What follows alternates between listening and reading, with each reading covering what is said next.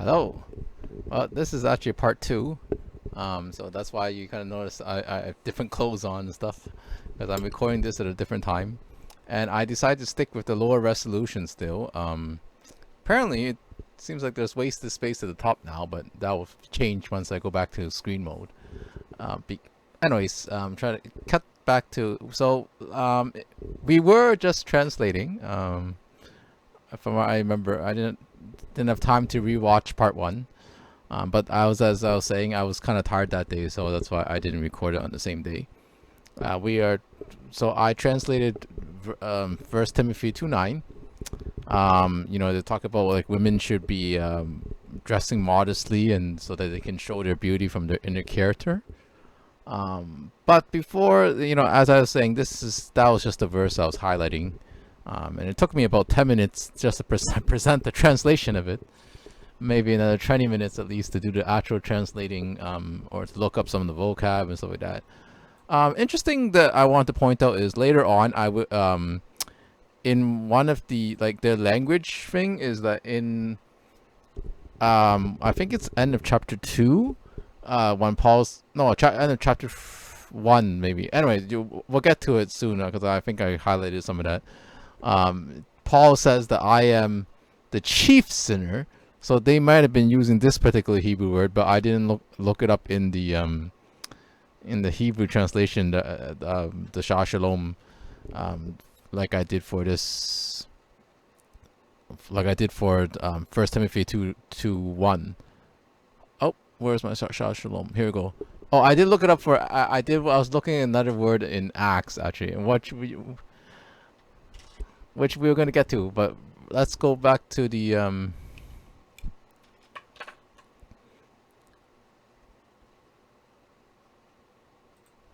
So I believe I did mention this in part one, but I may have I don't remember 100%, and I kind of cutting it. I don't have time to review that right now, and then I got to get part two to try to release pretty much back to back. So I have a little bit choppiness, but like I said, for the next video, for Timothy 4 to 6, hopefully I will be more diligent and I'll just get on the ball and really just get through doing it all in one shot, and be a little bit more organized in my presentation because I don't really have an outline. I didn't have time to do an outline for this particular part two, so that will help to get okay. At least I know what I already talked about and don't repeat myself.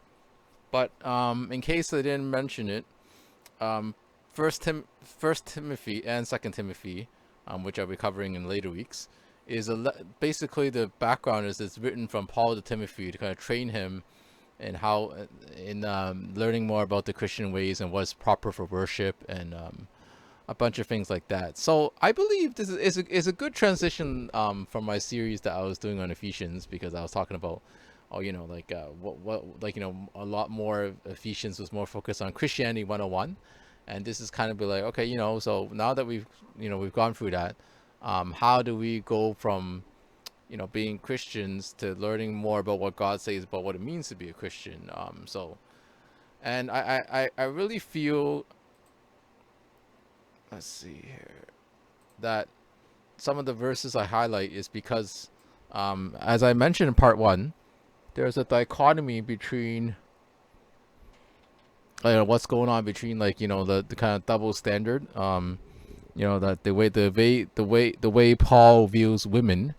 From a lot of this, it's a lot of kind of I can understand a lot of this. So if any of you watch my message on Ephesians 5, a lot of this type of like I guess doctrine or messages that he writes in his letters sort of gets a lot of people to think about the patriarchal views of Ephesians 5, where they're like, oh, we should we should have women. Women are like submit to men, like men are the head of women. So anyway, so the funny thing is, so I think Paul speaks a lot of Hebrew.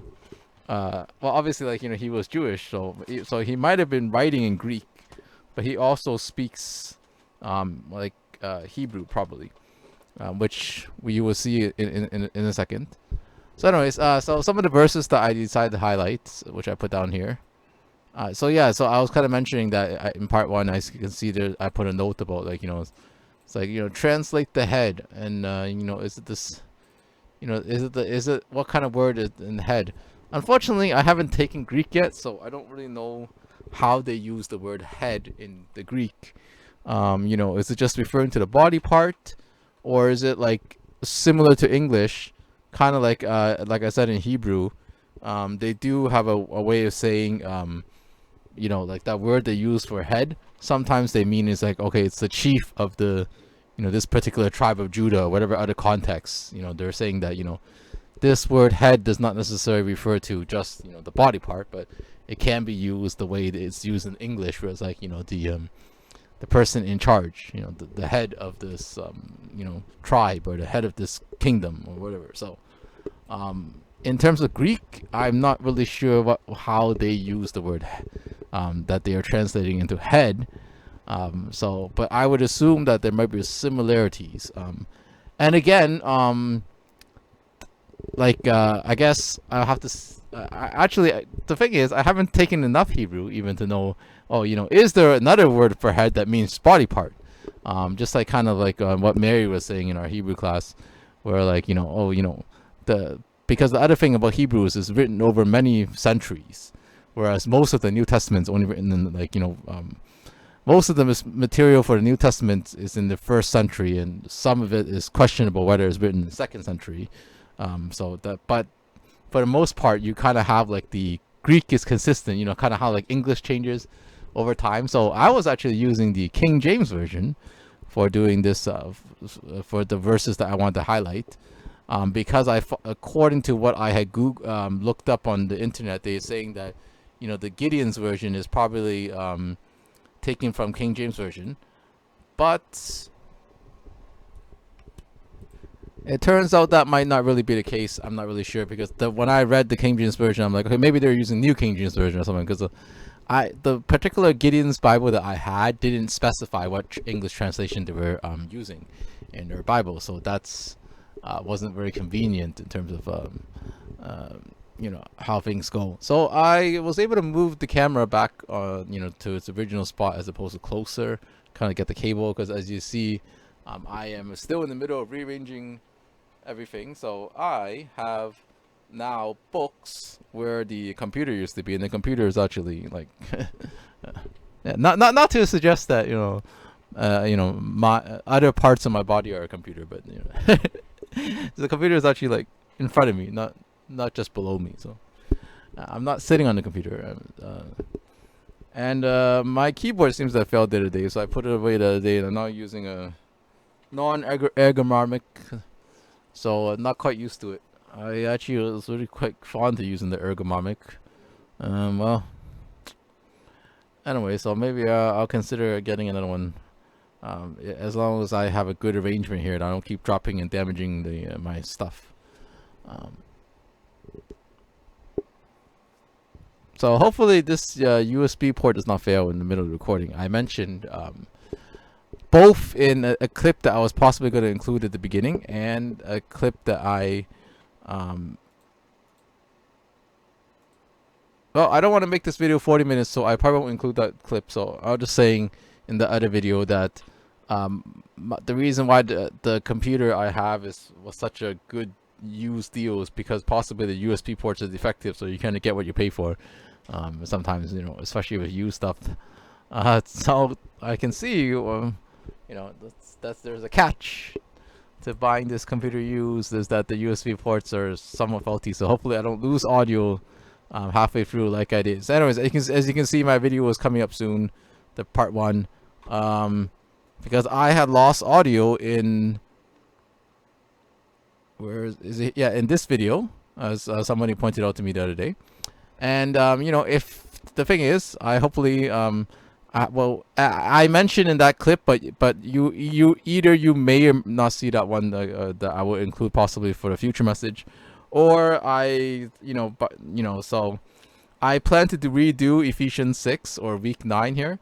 So because of the fact that the audio wasn't working in the recording, so I'm just gonna redo it, and maybe I'll try to bone up and translate more Hebrew verses by then.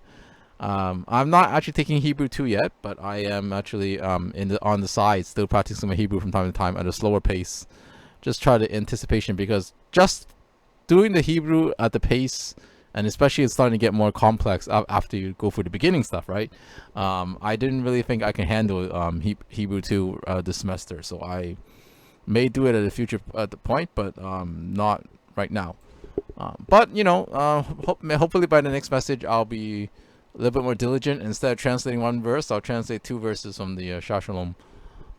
So anyways, we gotta really get. I'm kind of rambling. I want to get back to what I was saying. Where is it? Yes. So Timothy has a lot of talk about. He's like I said here in verse 2. He's actually highlighting here that it was written for Timothy to teach him about the faith and how to be a good leader in the church for the most part, as overall female say for the whole of Timothy. But for the first 3 chapters, there's a lot of talk about worship and the order of things. So, but we know that the law is good, but if a man uses it lawfully, so he's trying to say, okay, what is the Old Testament and the Bible like? The law is often referring to Old Testament, so he's saying, what is this good for? So he's saying it's also not made for the righteous, but for the lawless and disobedient.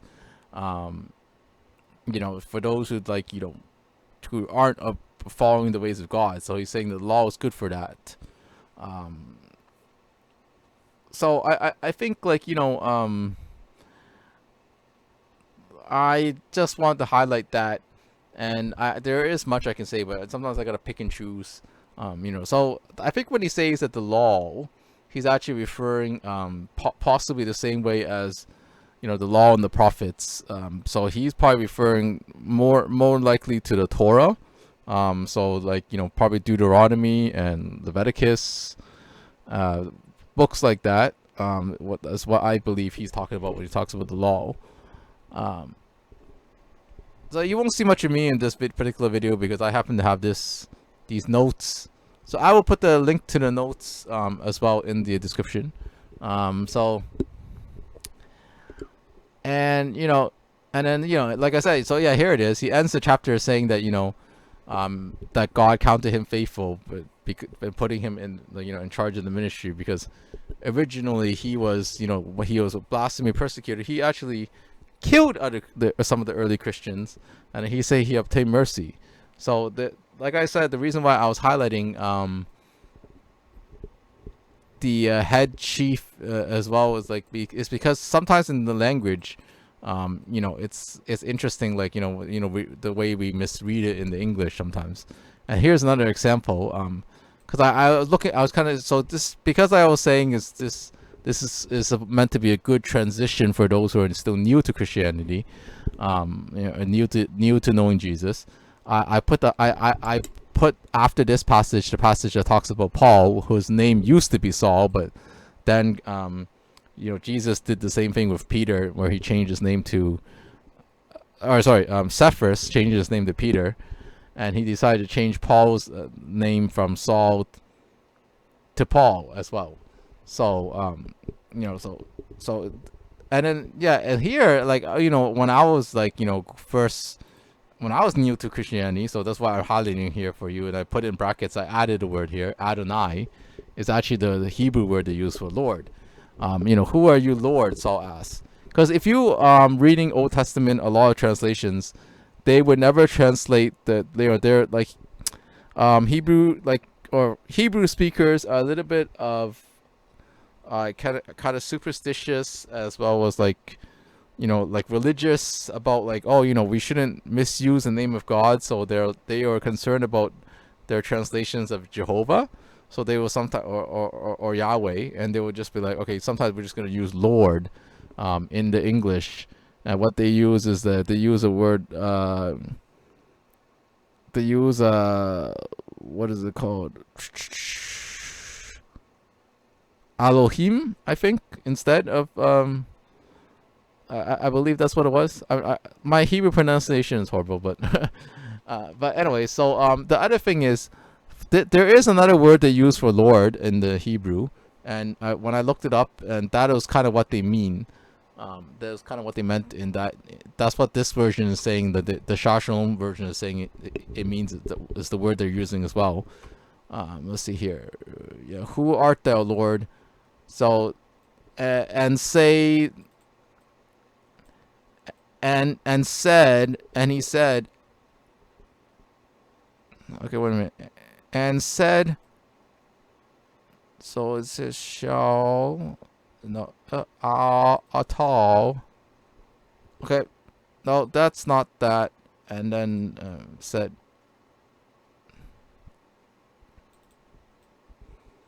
So this ends, and then he said, "I am Jesus." So, but anyways, I kind of thought that this Adonai was the what Paul was saying.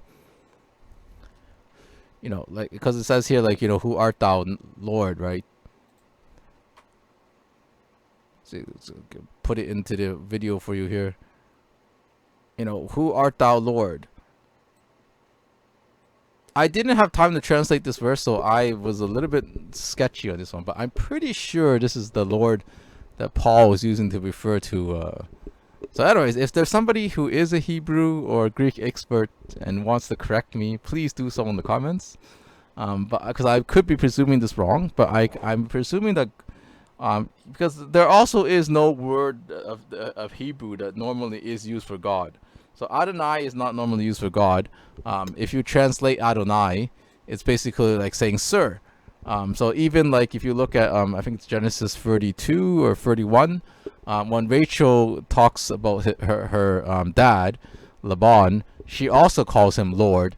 So it was a very common address for like a male that they would call, okay, Lord, Lord, Lord. So it's not just necessarily the Lord that they had used to address God in the Old Testament when they're translating Yahweh. So they would actually sometimes use the word Lord in English. So what I'm saying is they're not using that word here. They're using the Adonai or the so there's Adonai, and that's what I'm saying that Paul is saying. It's like, who are you, Lord? And then so because like the thing is in this context, Jesus was trying to like review himself to Paul, and then so that Paul would stop killing other Christians. So I would say that God in this particular narrative, Paul didn't know that who he was speaking to was Jesus. So that's why I'm also thinking, that's why they were translating it that way, right? I'm not really sure what the Greek word and the Greek nuances of the translation, but I'm just saying for the Hebrew, when I see Adonai, I'm pretty sure like 99% of the time it's just the regular, the way you would address a male. So he heard a male voice, he heard a voice say to him, but he heard a male voice, so he just like Jesus was, or God was, and Jesus was speaking to him in a male voice, so he would just respond, oh, who are you, Lord? It wasn't meant to just say that, who are you, God, kind of thing. It's just like, I hear a voice and it's like, who are you, Lord? It's like, this is more of a modern Hebrew translation, I would say, not biblical Hebrew. And even the Google is saying that it's Yiddish, not Hebrew. So, but anyways, so that, but like I said, it's basically, it's like, so what are you trying to say to me, mister? Because I don't know who you are. So that's a kind of a Lord. That's all I wanted to point out there. But I felt it was important because for me, it was just like, sometimes when I read this, I was like, oh, who are you, God? That's how I used to read it. So for those who are also new to the Bible, new to new to Jesus, new to Christianity, you may not know that. So I just figured I'd point it out for you. So for this is good and acceptable in the sight of God our Savior. After the verse translate, but and then so this comes after that verse I translated. Wait a minute, why did I say 1 Timothy? Shouldn't it be 2 Timothy? No. I think I gotta fix that. I'll try to do it during the presentation because it's coming on live in like about like 20 minutes. So I gotta like right now I gotta focus on finishing the video and uploading. So it can, so for anybody who's watching it live, even though it doesn't seem like anybody's watching it live, So that's kind of why there's another announcement at the end about I'm switching the time to see if that works for people. But anyways, the Lord, oh my lordy. Where was I? Oh yes.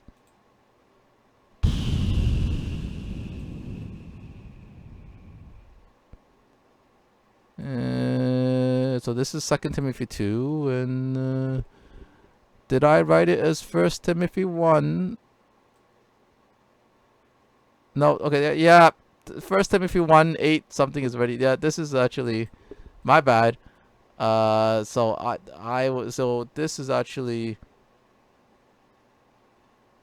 First Timothy 3. That's correct. This is actually not First Timothy. Ooh. Oh my goodness, sorry about that. Yeah, this is actually, well, it's not chapter 10. There's no chapter 10. I meant verse 10 to 14. But I'll correct this 10 to a 2 in a second. But which becometh women professing godliness with good works? Let the woman learn in silence with all subjection. But I suffer not a woman to teach, nor to usurp authority over man, but be in silence. For Adam was first formed, then Eve. And Adam was not deceived, but the woman being deceived in the transgression.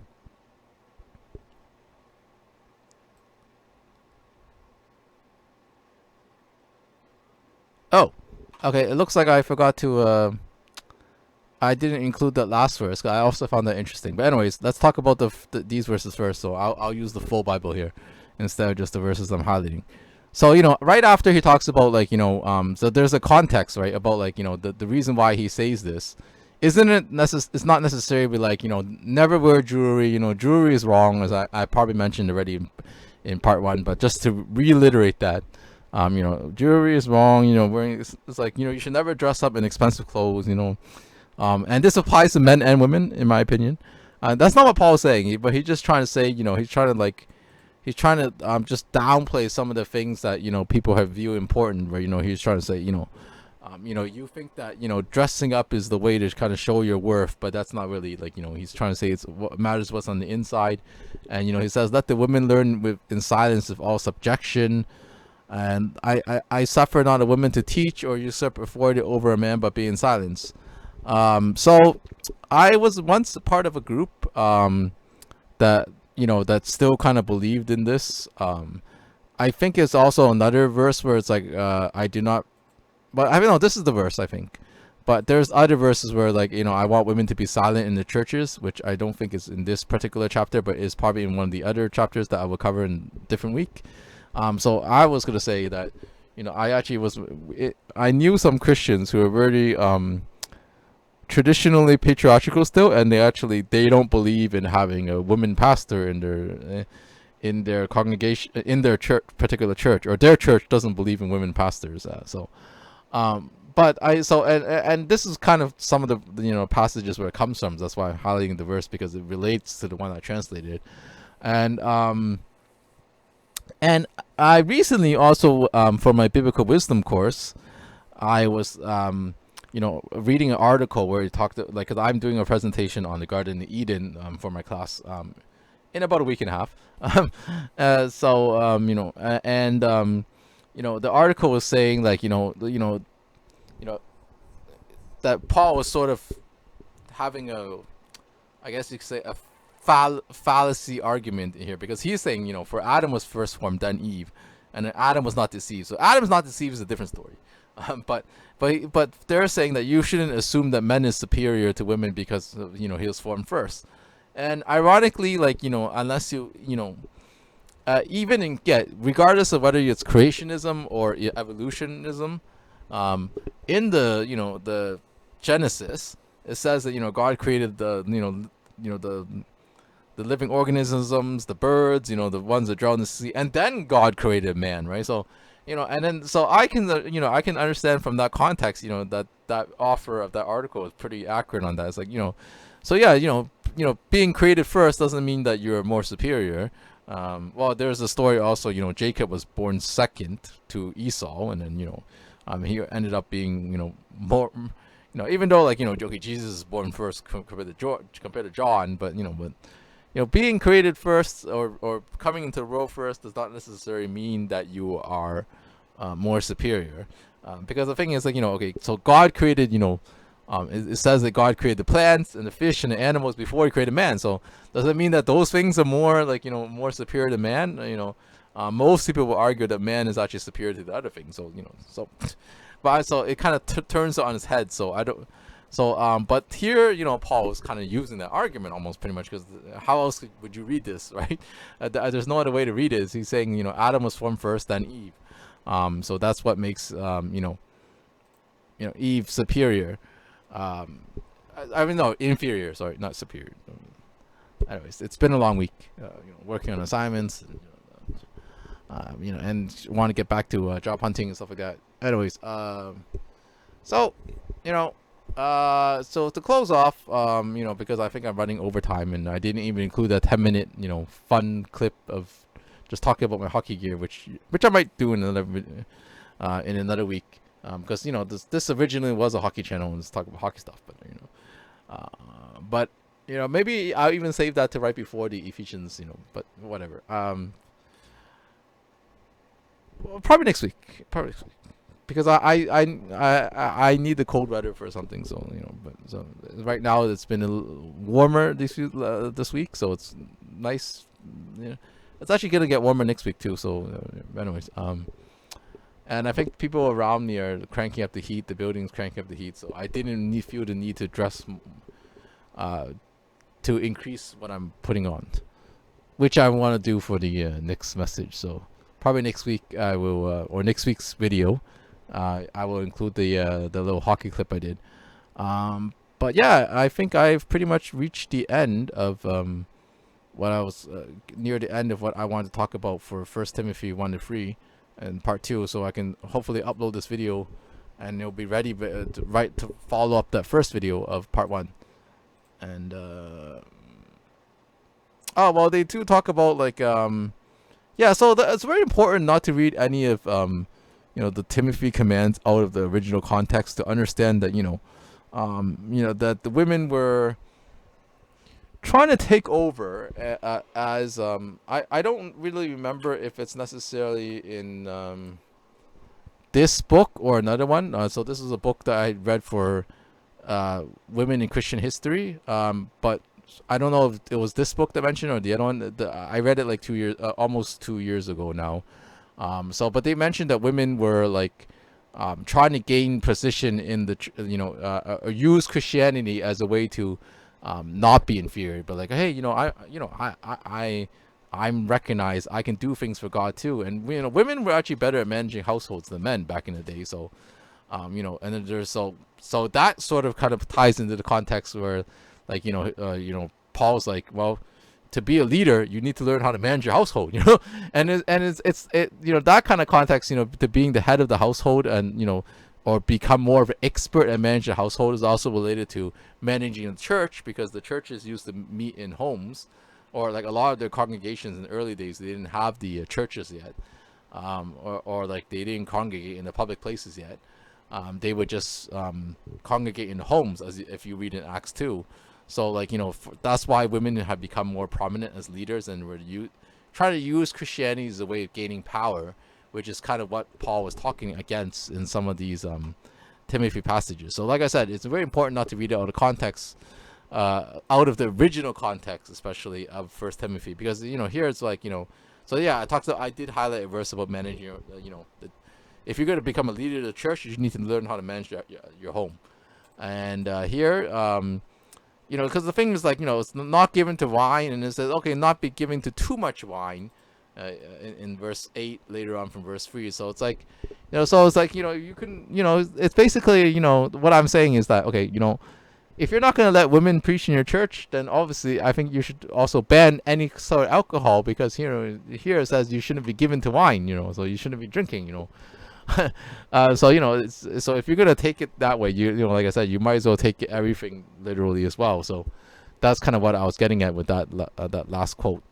And and a lot of it is also like because here it says well, actually, yeah, husband and one wife here. because in the context of the first century, there was still like like there was also this so within the same century, Jesus has also said this. For so like I said, for those who are new to Christianity, I thought I'll point out another reference. Moses permitted you to divorce your wives because your hearts were hard, but it was not this way from the beginning. I tell you that anyone who divorces his wife except for sexual immorality and marries another woman commits adultery. The disciples said to him, "If this is the situation between husband and wife, it is better not to marry." So basically, it's better not to marry. So Paul does get that from Jesus as well, from 1 Corinthians 7. But the thing is, the sexual immorality, and all that, that's sort of pretty much what I'm thinking is the actual context for this. You shouldn't be a person that that marries one person and you marry another. You only have one wife, or marry multiple people, and then you got so many wives you got to take care of.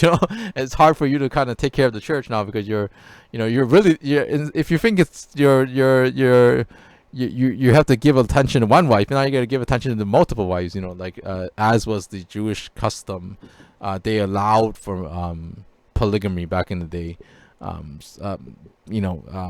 Until they discovered that the better way is just to as Paul's trying to start the teaching here, that you should only, if you're going to be married, you should only marry one person in your life. That's basically what Paul's saying.